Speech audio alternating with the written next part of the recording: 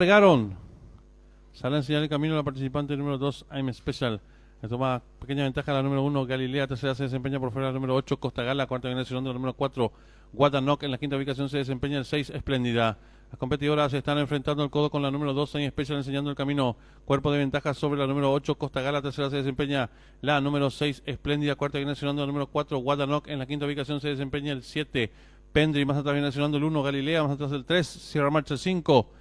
Dama Azul y los competidores de la octava y última carrera se aprestan a hacer el ingreso a la recta final. Últimos 400 metros para el disco. La número 12 en Special intenta la disparada. Lo hace con cuerpo de ventaja sobre la número 6, Espléndida. Tercera se desempeña por dentro de la competidora número 4, What a Knock. Descuentan ya los últimos 250 metros para el disco. La número 2, en Special. Pequeña ventaja sobre la número 6, Espléndida, que insiste por fuera. En la tercera ubicación se desempeña el número 4, Guadanok. Descuenta ya los últimos 150 metros para el disco. Domina la número 6, Espléndida. Le toma ahora pequeña ventaja la número 2, en Special. Abierta en la atropellada el 5, Dama Azul. Pocos metros para el disco. La número 6, Espléndida. Pequeña ventaja sobre la número 5, tercero el 2. Y cruzaron el